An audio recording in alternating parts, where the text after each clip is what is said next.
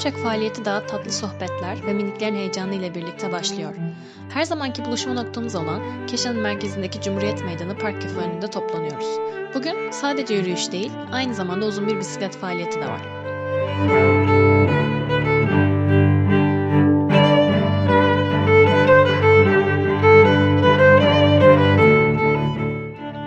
Hüseyin hocamız Trakya'nın futboldaki gururu Kırklareli Spor atkısını açıyor ve hep birlikte kupa yolunda başarılar diliyoruz.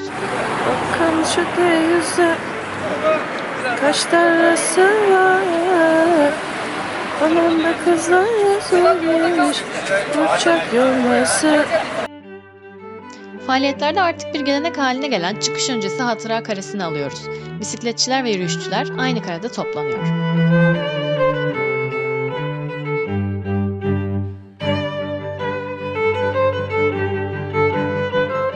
Pedallar Keşan'ın kuzeyinde dönerken adımlar güney yönünde atılacak. Bisikletçiler bugün 70 kilometrelik bir parkur planlıyor. Pedallar döne dursun, biz de yürüyüşün başlayacağı yer olan Çamlıca beldesine geliyoruz. Günün konuşmasını minik kaptanlar yapıyor. Minik kaptanımız Doğan'ın son sözleri anlamlı. Doğa, bekçiyle değil, sevgiyle korunur. Sevgili büyük tekrarlar, hepiniz hoş geldiniz. Bugünkü yürüyüşümüzün adı Çamlıca Merkezli Parkuru'dur. Yaklaşık 15-16 kilometredir. Lütfen öncümüzün önüne geçmeyelim, artçımızın arkasında kalmayalım. Doğaya ayak izimizden başka bir şey bırakmayalım. Yürüyüşümüz bir yarış değildir ve unutmayalım ki doğa bekçiyle değil sevgiyle korunur. Herkese keyifli yürüyüşler diliyorum.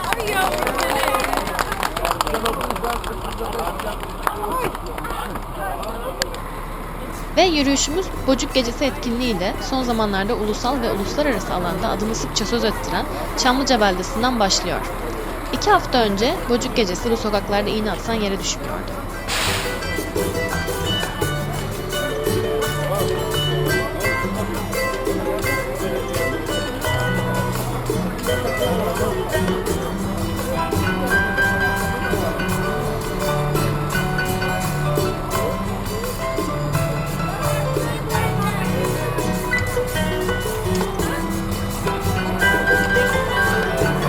Gecesi'nin merkezi olan ve son dönemlerde Çamlıca'nın kültür müzesi olarak işlev gören tarihi ilkokul binası.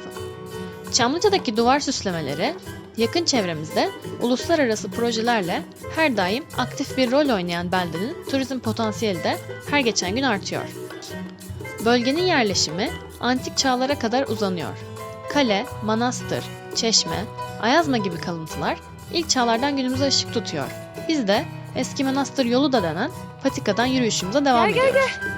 Gel. Sevimli dostlarımız yine bizlerle.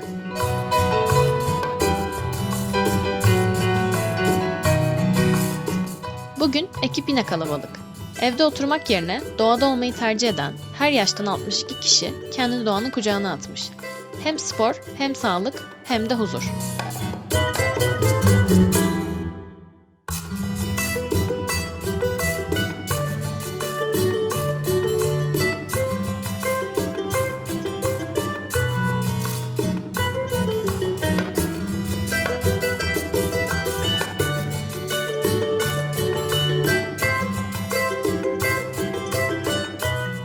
Kırmızı renkli meyveleriyle Latince adı Rosa cani olan kuşburnular. Bazı dönemler gündem gereği popüler olan bir bitki olsa da çok eski zamanlardan bu yana çayı da marmelatı da mutfaklarımızda kullanılıyor. Kalabalık bir ekiple yapılan doğa yürüyüşünde her zaman en az bir öncü ve bir artçı bulunuyor. Öncü, gruba rehberlik edip tempoyu ayarlarken, artçı da grubun dağılmadan öne doğru hareket sürekliliğini sağlıyor.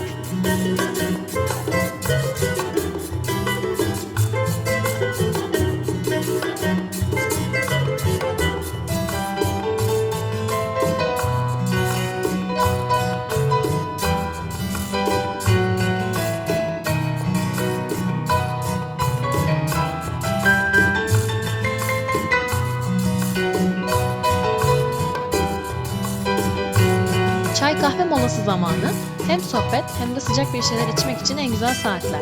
Yürüyüşçüler termoslarında getirdikleri çayları yudumlarken sohbetlerini de demliyorlar.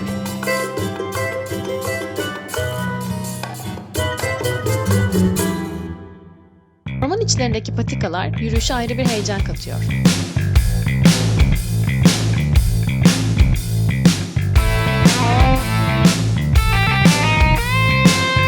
Bugün minik kaptanların performansları harika.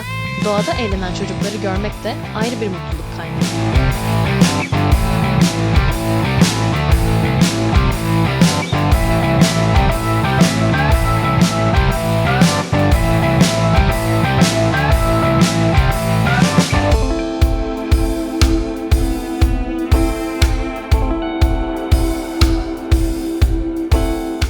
Doğa yürüyüşlerinin hafıza ve öğrenme yetilerini gelişmesine katkıda bulunduğu bilinmektedir. Araştırmalar, doğada vakit geçiren çocukların zihinsel yeteneklerinin diğerlerine göre daha iyi bir gelişim gösterdiğini ortaya koymaktadır.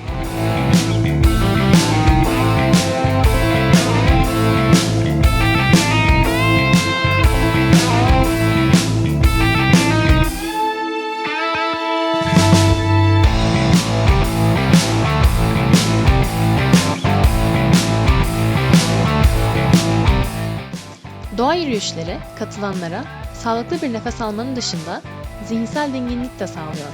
Hem farklı coğrafyalar görülüyor hem de günlük stresten uzaklaşılıyor.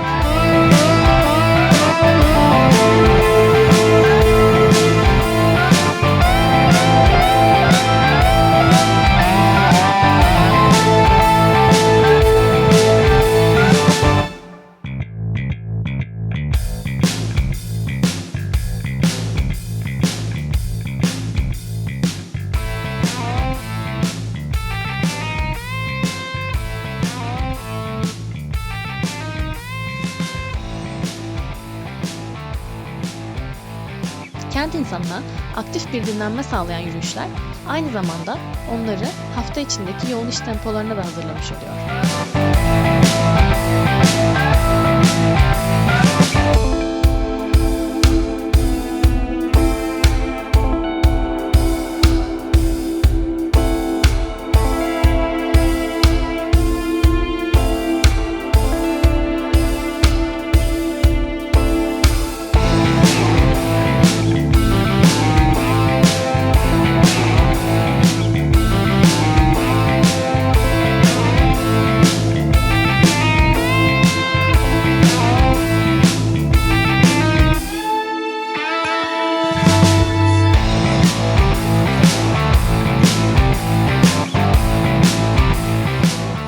Bir soluk molası almanın zamanı ve ardından sevimli dostlarımızın izinde patikaları takip ediyoruz.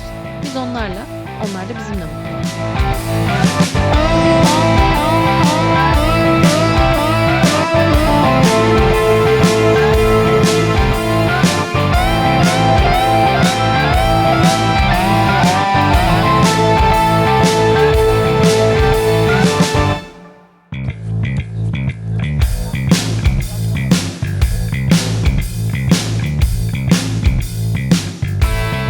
Doçek yürüyüşlerinde geleneksel hale gelen kapak fotoğrafı için toplanıyoruz.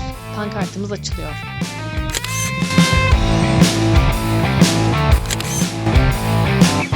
Fotoğraf sonrası keyifli bir iniş. Minikler koşturuyor ve ardından tüm ekip koşarak iniyor bayırlardan.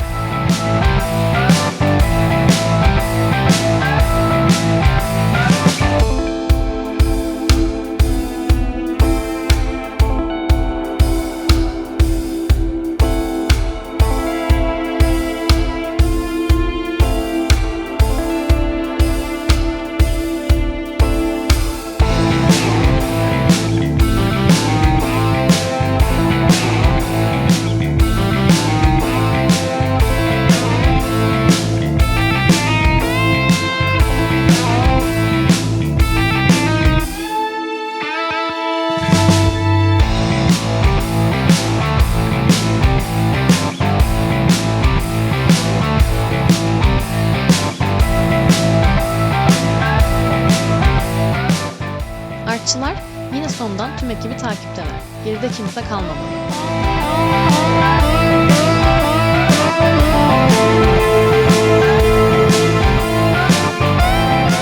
Yaban kazları uçuyor gökte. İşte burası. Tam da Ozan'ın da dediği gibi. Göğe bakma durağı.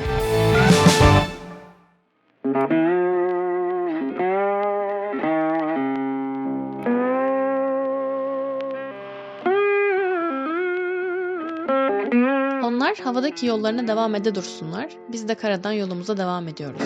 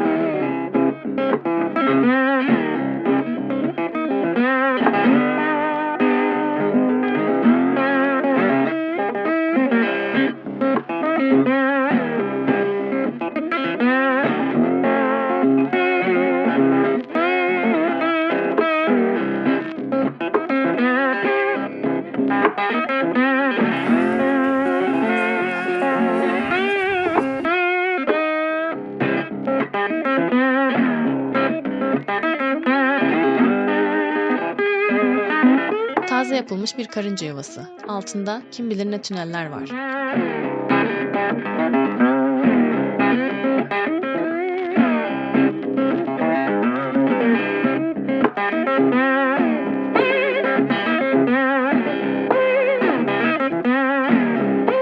Parkur ormanda açılan yangın şeritlerinden devam ediyor.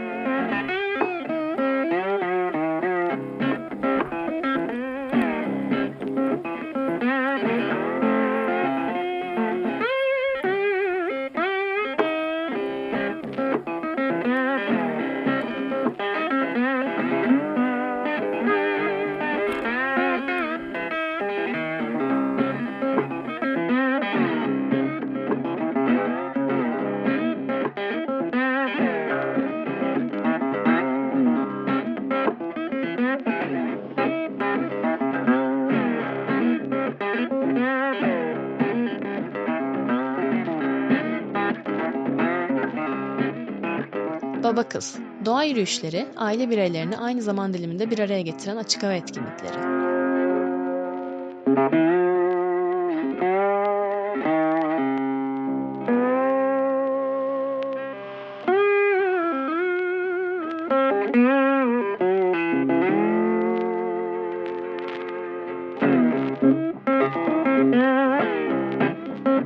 Şarkılara, türkülere konu olmuş Karaçalılar. Yanından geçerken takılmaya gör, zor kurtulursun.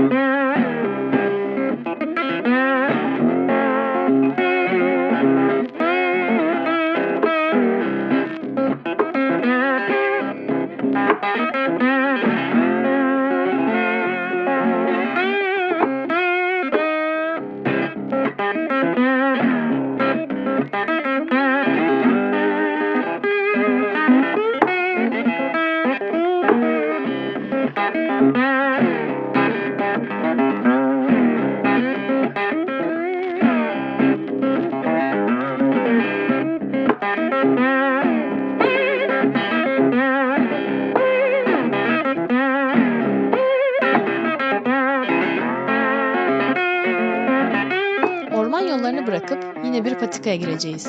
İçimizde bir heyecan.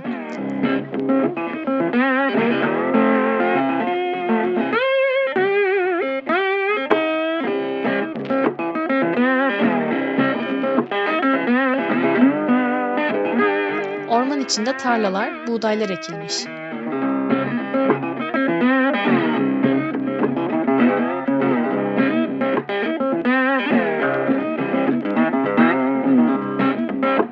Pırnallıklar, meşelikler arasından geçerken doğada olmanın lezzeti bir kat daha artıyor. Dere çatakları aşılıyor bir bir.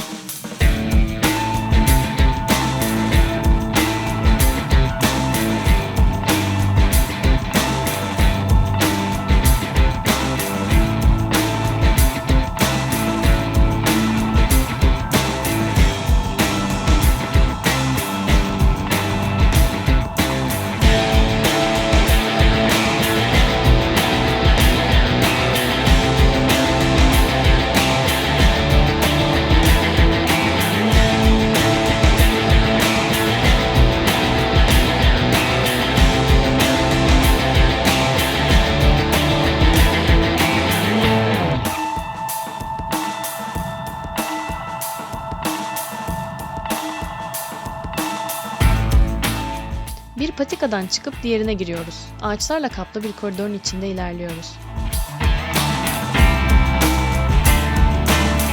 Genç meşeliklerin arasından geçiyoruz. Dökülen meşe yapraklarının sesi karışıyor doğanın sessizliğine.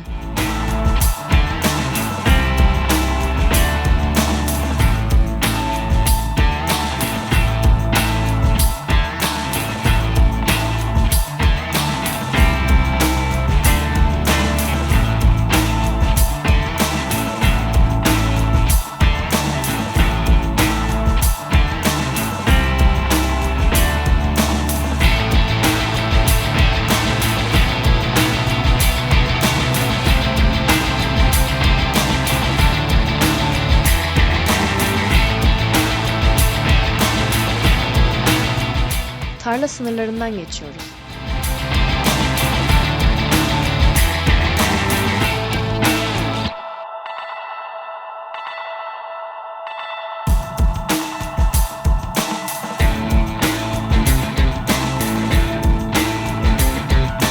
Traktörler çalışıyor köy ve tarlalar arasında. Bölgedeki tüm çiftçiler bir an önce yağış beklentisinde. Bu mevsim oldukça kurak.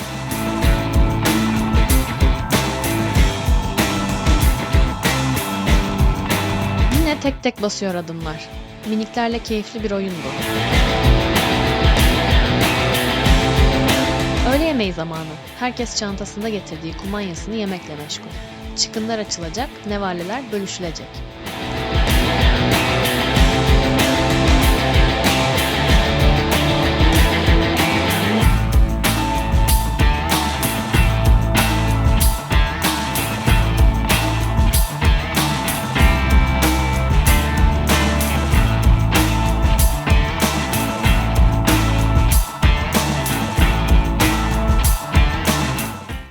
Afiyet olsun. Sağ ol, teşekkürler. İbrahim Beraber röportaj, olsun.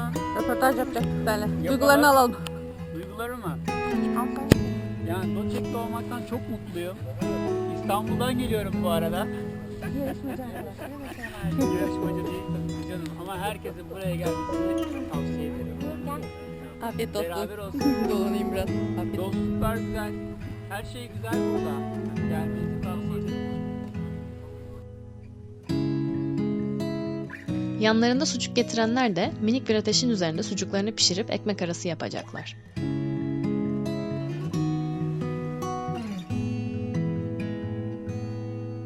Dere boyları çınarsız. Çınar ağaçları da çınar meyvesiz olmazsa olmaz. Çınar ağacı kadim zamanların en kutsal ağaçlarından. Özellikle köy ve kent meydanlarında bulunan çınarlar bir nevi geçmişten geleceğe bir nişan. Çınar meyvesi denen bölümü yenmese de bir işlemden geçirildikten sonra birçok hastalığa şifa. Afiyet olsun. Canlı yayındasınız. Neler söylemek istiyorsunuz efendim? Çekme. Önce midemiz doysun. Şu anda aç dur çekme. Her şey için çok geç çektim.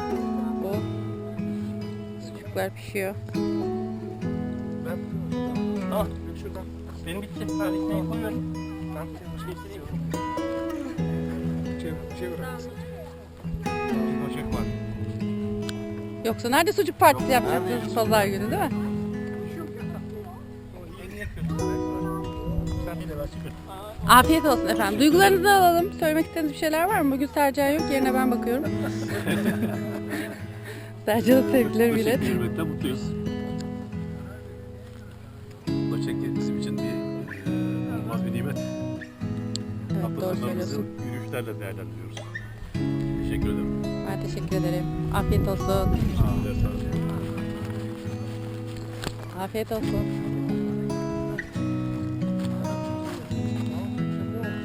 Afiyet olsun. Bir şeyler söylemek ister misiniz efendim Doçe? Evet, her hafta katılmaya çalışıyoruz. Bazı hafta şeylerimiz var, kaçaklarımız var ama mazeretlerimiz de var. O yüzden. Ama her hafta katılmaya çalışıyoruz. Çok güzel. Bugün hava da güzel. Evet, bugün bahar gibi keyifli. Bahardan kalma bir havada. Yağmur da herhalde akşama doğru erteleyecek. Keyfini çıkarmaya çalışıyoruz. Herkesi davet ediyoruz. Teşekkür ederim. herkesin faydalanmasını isteriz. Evet, evet. Teşekkür ederim. Afiyet olsun. Yediklerimizi yakma ve hazmetme zamanı geldi. Yemek üstüne hemen yürüyüşe başlamak yerine "Aba benim kızım Keşanlı" deyip halay çekiyoruz. çekimlerde koşturuyor.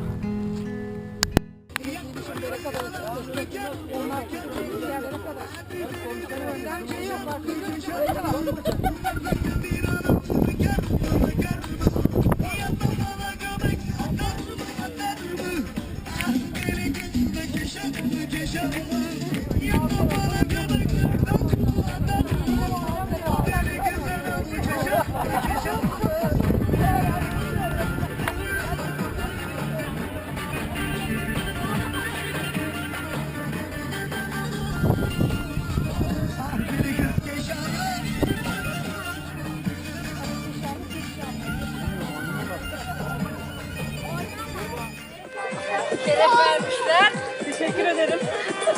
Bu şerefe nail oldunuz.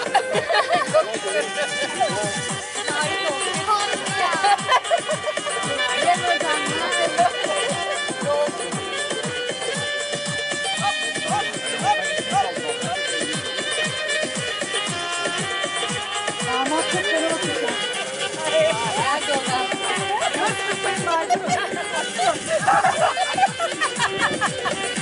Çok iyi ya, çok iyi. Damadın hareketlere baksana. Bir çoban ve sürüsü geçiyor yanımızdan. Neden mi? Mercanlar mı geliyor?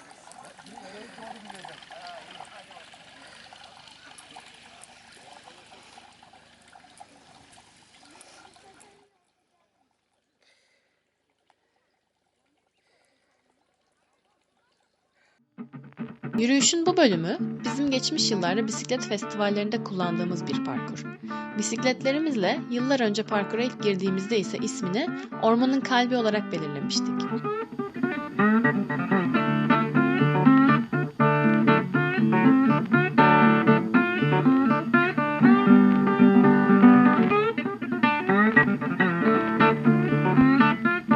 Bilmeyenler için anımsatmış olalım.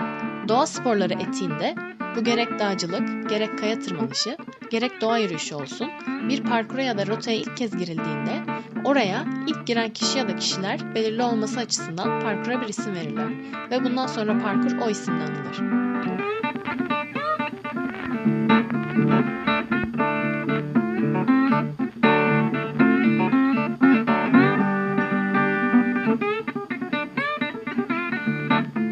Keşan Doçek, Trakya'nın doğa sporlarıyla uğraşan en eski kurumlarından birisi.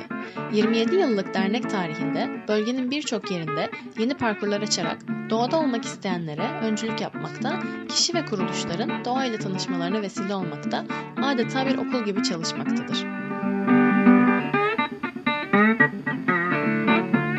Tarla boyunda çitler ve tel örgüler, çiftçiler ekinlerini domuzlardan korumak için kendilerince önlem almışlar.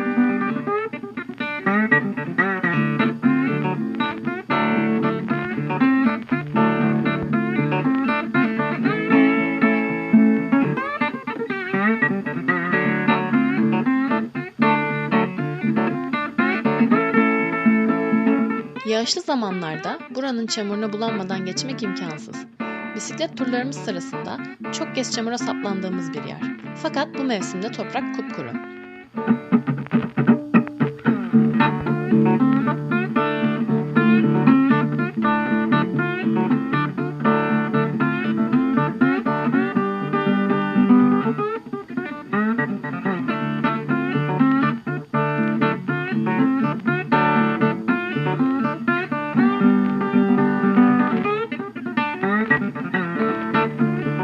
Mercan Göleti'ne geliyoruz.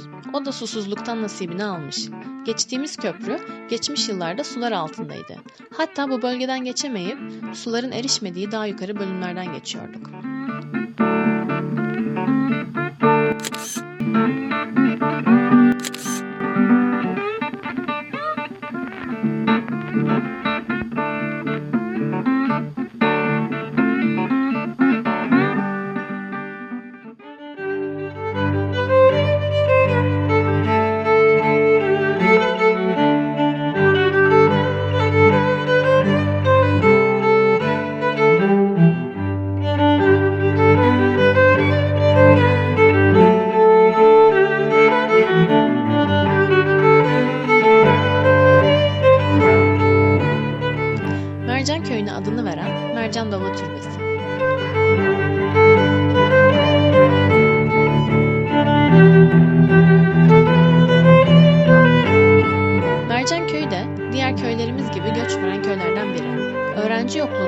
gelmiş ilkokul. Mercan Köyü her yıl Eylül ayının ilk hafta sonunda yapmış olduğumuz Keşan Doçek Dağ Bisikleti Festivali'nde ilk gün bisikletçilerin öğlen yemeği için mola verdikleri yer. Köy kahvesinde kadim dostumuz kahveci Rıza'nın usta ellerinden demli bir çay içiyor ve günü değerlendiriyoruz.